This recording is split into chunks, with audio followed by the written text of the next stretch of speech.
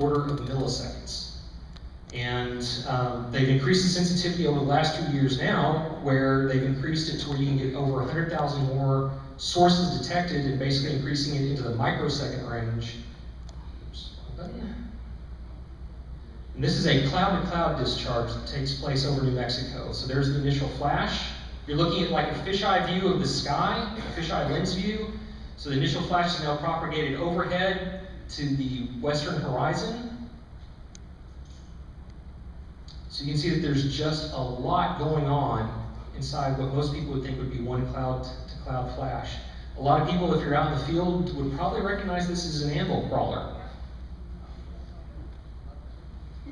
So you see that there was one charge that basically made a loop all the way around overhead back to where the cloud-to-ground or the cloud-to-cloud flash is still propagating off to the southwest there.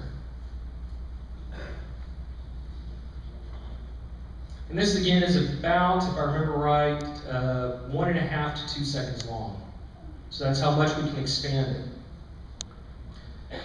So to give you a better idea of what a cloud-to-ground strike looks like, we've kind of changed the perspective now. We're actually looking like you see on a cross-section from 90-degree elevation, so straight overhead, looking to the ground. You remember this is set up differently.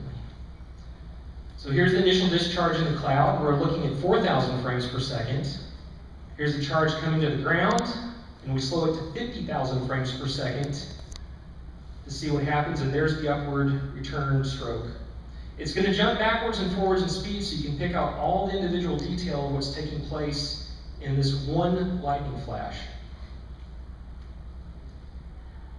So you get a return stroke, it travels back up into the cloud, it's gathering more and more current, and then it makes another return stroke. On the top right, each one of those little lines is a cloud-to-ground lightning flash.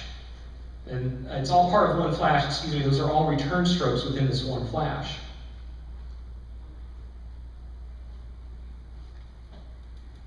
So this now is giving us the advantage that we can look inside a cloud and see how the electrical charges are actually being dissipated with time to figure out, okay, if we have a 5-layer structure charge in the cloud, how much energy is being transferred within the cloud, how much is actually making it to the ground, what the processes are. There's a lot of questions still about how lightning breaks down, how is it actually able to travel through the air.